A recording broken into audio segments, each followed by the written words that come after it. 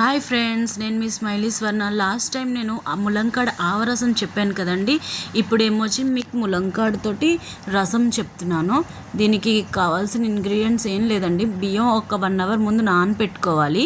నానపెట్టుకుని తర్వాత నూలుపప్పు, పచ్చి కొబ్బరి అండి. దీనికి ఇదిగోండి స్టవ్ వెలిగించుకుని మూకుడు పెట్టుకున్నాను.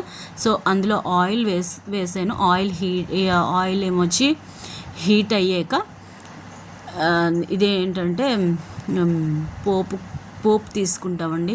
మినప్పప్పు, ఎండుమిరపకాయలు ఇవి తీసుకుంటాము పోపు. ఇదిగోండి మినపప్పు, ఎండుమిరపకాయలు తీసుకుని అది కొంచెం వేగుతూ ఉంటుంది కదండి, కొంచెం కలుపుకోవాలన్నమాట.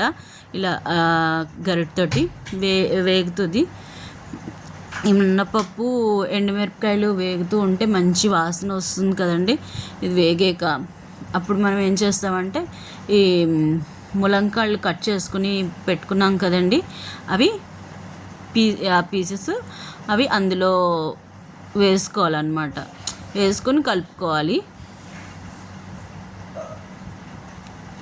వేసుకుని పోపు చూసారా వేగిపోయింది. ములంకాళ్ళు కట్ చేసుకుని వేసుకోవడమే. వేసుకున్నాక కొంచెం కలుపుకొని వాటర్ పోసుకోవాలండి. దీనికి ఈ కూర ఏంటంటే కొంచెం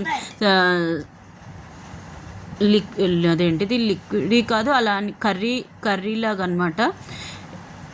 ముందే నీళ్ళు కొంచెం ఎక్కువ పోసుకోవాలన్నమాట ఈ కూరకి. అది కూర చల్లారుతున్న కొద్దీ ఏంటంటే గట్టిగా అయిపోతుంది.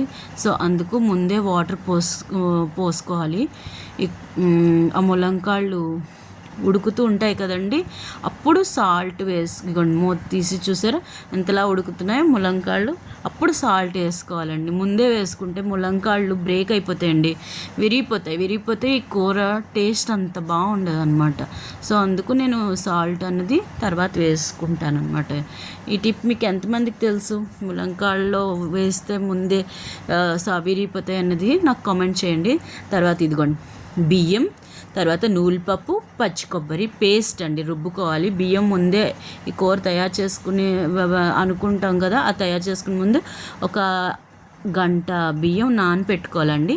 2 పిరికిలు బియ్యం నానపెట్టుకోవాలి. సో టెక్స్చర్ అయితే ఇగోండి చూసారా ఇలా ఉండాలన్నమాట. ఆ 3 కలిపి మిక్సీ చేసుకున్నాను. బియ్యం, నూలుపప్పు, పచ్చి నూలుపప్పు అండి. తర్వాత ఎండు కొబ్బరి, ఫ్రెష్ కొబ్బరి, అప్పటికప్పుడు కొట్టిన కొబ్బరి అయితే చాలా ఫ్రెష్గా ఉంటుందండి ఈ కూర.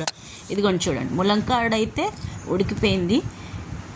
ఇప్పుడు అది పోసేసుకోవడమేనండి. ఇలా కలుపుకొని ఆ టెక్స్చర్ని అందులో పోసుకుని అలా కలుపుకుంటూ ఉండాలన్నమాట. అలా కలుపుకుంటూ ఉండాలి. ఆ కూర దగ్గరగా అవుతుంది. ఒకవేళ కలుపుకుండా ఉండకపోతే అదేంటంటే కూర ఉండకట్టేస్తుంది అనమాట. అందుకు సో ఇలాగ దగ్గరగా ఒక 2 minutes అలా కలుపుతూ ఉండడమేనండి. అది దగ్గర అవుతుంది. కొంచెం దగ్గర అవుతున్న కొద్దీ అదేంటంటే ఆ టెక్స్చర్ అన్నది మీకు గట్టి పడిపోతుంది అనమాట. సో అందుకు అలా కాకుండా ఇలాగ మరీ అంత లిక్విడీ కాకుండా మరీ అంత గట్టిగా అవ్వకుండా ఇలాగ ఉండాలండి ఆ టెక్స్చర్. చూడండి అలా ఒక 2 to 3 minutes అలా కలుపుకుంటూ ఉంటే మీకు అబ్జర్వ్ చేస్తే దగ్గర పడుతుంది కూర. గరిట జార్ అంటారు కదండి, అలాగా. ఇది అన్నంలోకి ఈజీగా ఉండేటట్టు అనమాట. అంటే మరీ అంత గట్టి పడకుండా అలాగా చూడండి కలుపుకుంటే చాలా బాగుంటుందండి కూర. ఈ కూరకి మెయిన్ కొబ్బరేనండి, చాలా మంచి టేస్ట్ వస్తుంది. ఈ కర్రీకి ఫ్రెష్ కొబ్బరి ఉండాలండి. చూసారా ఎంత దగ్గర అవుతున్నదో, మరీ దగ్గర అయిపోకూడదు. సో ఇలా ఉంటే చాలన్నమాట. ఇగోండి బబుల్స్ వస్తున్నాయి చూసారా, అయిపోయినట్టేనండి కూర. ఇలా ఉండాలండి కూర అన్నది, ములంకాడ రసం అన్నది ఇలా ఉండాలన్నమాట.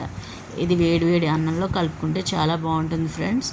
ఇదిగోండి మీరు కూడా ట్రై చేసి నాకు చెప్పండి recipe. Thank you friends. Please subscribe to my channel అండి.